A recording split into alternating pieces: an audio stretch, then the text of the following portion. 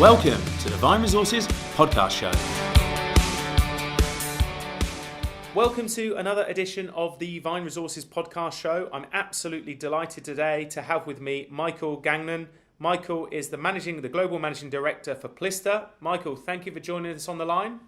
Thanks for having me. Michel, perhaps we can start as we normally do. Why don't you give us a little bit of an introduction about your company? Well, Plista is a global platform for data-driven native advertising. So we're basically bridging the gap between premium publishers. So we're giving publishers the tools and the variety of different native ad formats. And we bring premium advertisers in the mix. So basically we are making sure that the end user is getting relevant and non-intrusive advertising. Fantastic. And you have about 170 employees, all based in Germany, in Berlin, is that right? We have 170 employees at the head office in Berlin, but we're also present in more than 20 markets across the globe. So that includes US, Canada, China, Thailand, Australia, Russia. So we're pretty much everywhere, and we're still opening up new markets. So it's pretty exciting. Michel, thank you so much for that introduction. Michel, can you share with our listeners what a typical day in the business looks like for you?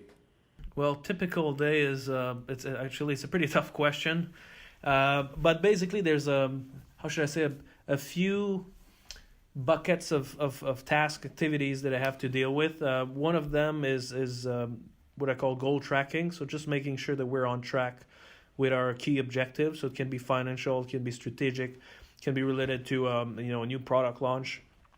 So that's one of the things that I really care about, because it's so easy to get lost in the noise. The other thing is alignment. So making sure we are on track and we're all working in the same direction. So it can mean kind of a project management or some meetings with some of the teams on key projects and initiatives. A big chunk of the work is problem solving and decision making, obviously. So there's a lot of decisions to be made about people, structure, and about the business. So it can be anything about operational issues or new expanding into a new market. And then there are two other things, big things that I see is the first one is communication. The other day, I heard while I was in New York, someone who said, gave me a good quote. I don't know exactly where it comes from, but basically he said that the greatest problem with communication is the illusion that it's been accomplished. And I think, when you're leading teams, it happens so frequently that you say something and it's not understood the way you meant it. And in my specific case, I'm working with people all around the world, coming with from different cultures. So very frequently, English is not their first language. Plus, they think differently. So communication is really key. And finally, I think there's a big part of my work that revolves around coaching people. So as a leader, you need to understand that you can't make things happen all by yourself. So you need a team, you need strong people.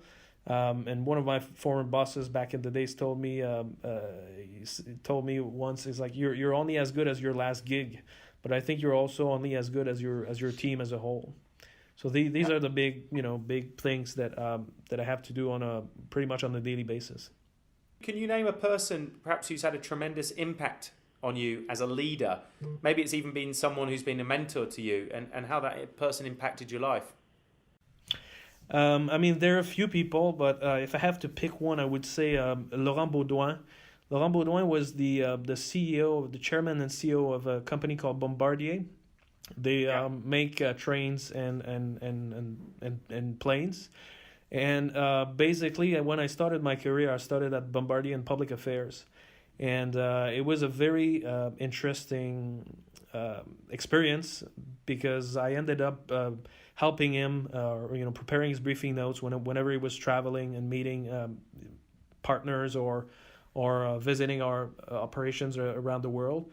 And what really impressed me was his vision and his track record. So basically, he took I think it was in the 60s. He took over a snowmobile company based in Quebec in Canada, and he turned it into the world's largest train, regional aircraft and private jet manufacturer. I think today is not necessarily they're not necessarily or they're not number one in all of these categories, but he still managed to achieve a lot. One of the things I really enjoyed is that he really valued the ideas of the people around him. You didn't have to have a big title for you to listen. And one of the good stories I have is I had the chance to go to accompany him in China back in the days. And being a private jet manufacturer, we had the chance to travel with a private jet. So basically, I was really out of my natural environment. It was a bit impressive. But we had just visited one of the Chinese partners, and we were in the plane with him and the President of Bombardier China, and we're discussing the how things were going. And basically, after a while, he just turned around and said, "Hey, what do you think?" And I thought it was I was really not expecting him to ask, and he didn't do this to put me on the spot, or it was not a joke. He really wanted to see what I was thinking, because he knew that from his vantage point, he's obviously biased. He has he's surrounded by people of his level. He really valued the thoughts and ideas that I have coming from a very different background and in a very different role. That's a fantastic story, and great to hear that he looked to have that additional input from other people as well. Hope you enjoyed the plane ride home as well. Employee engagement is critical to the success of businesses, any business. What do you do from the top to keep your employees engaged within the company? There's a few things. I think one of them is building trust. And for us to build trust, you need to be transparent. I think you need to be authentic. So that means, being open in your communication, not playing games, not be political. And I think one of the things that I've seen in the past from other good and not so good bosses is that you don't want to listen to your employees just because you have to. You need to listen to them because you truly care. So it's not something that you can fake, I think. So for us, trust and transparency is key. That means we are transparent with all of our communication, with all the throughout all the different touch points. The other thing I think is it comes back to my previous answer. You need to value their ideas. You need to listen to what they think, what could be done, what they would like to do. And so that's the first part. And this first part doesn't work if you don't match it with the second part, is basically you need to give them the place to shine and to put their ideas into action. So you basically need to empower them. At Plista, we do different things. We have, specific groups so that people can brainstorm, make stuff happen. We have Hacky Fridays. We try to give the chance to give them a chance to travel as well. We're in many countries. So I think there's a real value in traveling and meeting employees from around the world and publishers and clients. And finally, I think it's very closely related. Comes back to communication. So I think you need to make sure that you have these regular touch points to stay attuned with their needs. We have like the regular all hands or meetings with team leads, but we also use a software called Office Vibe, which is basically surveying employees on a weekly basis. It's pretty interesting because you hear stuff that you would not necessarily hear in a meeting. So it's anonymous. People can say what they have on their mind. So that's pretty useful. And finally, one of the things I like to do maybe on a quarterly basis is to meet all of our different teams, just to to get out of my office, but also to talk to some of the teams that I don't necessarily have the chance to talk to more frequently. Fantastic. What do you see as the biggest challenge facing leaders today, particularly with the changes in the speed of technology, the changes in the industry? But what do you see as the biggest challenge? Well, as you said, there's a lot of changes. There's also, I think, kind of an information overload. It's really easy to lose track of what really matters, as an individual, as a business leader, as an employee. So I think you need to kind of stay in touch with the real stuff. And the real stuff for me in business is solving real problems for real customers. So you can come up with a new cool app or a new cool technology that's new and that's cool, but ultimately it has to be solving real problems for real people who will be willing to pay for it. The other thing is, as you said, since things are changing so fast, you need to be able to build a business that's agile, that can adapt to change quite fast. And also, ultimately, that's sustainable, right? Ultimately, you need to be able to get the cash flow to keep growing, to keep paying your employees. And I've seen that in the past in different industries where leaders are, from my perspective, not responsible enough, and they make dumb mistakes. And this ultimately has an impact on many people, many employees, and ultimately, if you stretch it a bit, on families. So I take that very seriously. And finally, you need to stay in touch and keep inspiring your employees, right? Because if the flame is not there anymore, you end up pushing, and you cannot change the world if you're not supported by an amazing team. Michael, what's the best piece of business advice that you've ever received? Back in the days, I was working with the director in HR. We were working on a specific project, and it was not necessarily my best year professionally speaking. I was a bit demotivated and disillusioned. And he came in the meeting, and he was super driven, and we had a lot of challenges in front of us. And I asked, "How do you do this?" And he said, "Back in the days, a few years back, I made a decision. And basically, I decided not to. It's tough to. He told me in French, but I'll try to translate it as well as I can. But he basically said I do not tolerate things anymore, or I do not suffer anymore. I decide." And I found this very empowering. Basically, whenever, no matter the situation that you're in, you have a choice, and you can, if you're not happy with where you are, or if the organization is not valuing your skills, your experience, well, you have the choice, to do something different. So I think it helped me a lot, both professionally and personally. How do you help a new employee understand the culture of the company? Two things: people have to know what you stand for, and then you have to behave accordingly. So one of the first thing I do is I personally host the first portion of our welcome day for all new employees. One of the things I've seen back in the days was when I was working for PwC Canada. The CEO of the office in Montreal was meeting new employees on a regular basis, and I thought, if this guy, who's probably pretty busy, finds the time to meet with all of us, it speaks volume. So I think it's a great way to express and show concretely that you care about employees, to be there on that first day.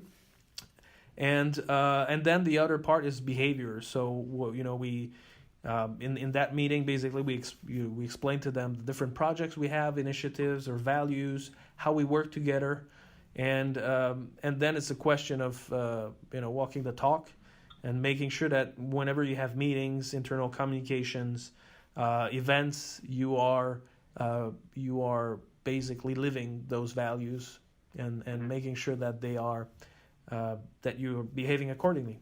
What is the thing that you're witnessing more than most in leaders at the moment that perhaps are the mistakes they're making more frequently than others at the moment? I think one of the greatest mistakes is to lose touch with your customers and also with your employees. So to come back to an earlier question, there's so much noise, so many new technologies, so many changes. It's very easy to try to pick the next cool thing. And maybe the next cool thing is not useful for your business. Maybe it's not, adding value to your customers. So I think I've seen this a lot when or some people start thinking that they know better than the customers. It never ends well. The same thing with employees. I think if you are spending your whole day in your office, you don't talk, you don't look for employee feedback, you can easily end up in a situation where you're actually there's a cool Chinese proverb that says same bed, different dreams. So you can easily end up, you're working for the same company, but you're not working in the same direction. What is the one behavior or trait that you've seen in your career so far that derail more leaders? I would say it's maybe a lack of humility or self-awareness. Basically, you need. It's not because you're the boss that you're always right. You have to stay open to other people's ideas, and I think you need to be able to have that ability to reflect whatever you do. Whenever the way you lead a meeting, the way you launch a new project, the way you interact with your teams. I think being able to be self-aware and question if you are regularly question if you're doing the right things and if you are doing it the right way. This is, I think, it's a pretty good skill or strength to have, and I think a lot of leaders lose that sometimes. Michael, how do you see your industry changing in the future, and how will this affect your ability to attract and hire the best talent for Plista? I see two specific things. The first one is technology. There's so many things happening. Think about artificial intelligence, virtual reality. So I think to remain relevant, we need to pick the right tech battles, or to pick the right technology. And this, having the right technology, state of the art, will help us attract and hire the best talent. The other aspect is more related to the let's say the value chain or the industry as a whole. Advertising is going through a lot of changes. Advertising agencies have faced a lot of challenges more recently, but also you see a lot of players throughout the value chain. I don't think that this fragmentation is going to last forever. So for us, the idea is to stay agile, to keep adapting, and making sure that we position ourselves in a way that we, as I said earlier, we keep adding value to our customers. And I think if we do this well, we'll be able to stay on top of things, keep attracting great people. Michael, as a last question, I think if you had your time again and were giving yourself your 20-year-old self advice, what one thing would you say? I would most probably say to be careful with opinions from other people. So basically, I would say value the opinions or advice of the people that you admire, that you value, and for the rest, you can just disregard what they have to say. So just do it. Michael, if anyone wants to get in touch with you, how's the best way for them to reach out to you? I think LinkedIn is a great place to start. Fantastic. Well, we'll do that, and we'll add that in the link as well. Michael, thank you so much for today for sharing your insights, and we look forward to speaking to you again in the future. Great. Thanks for having me.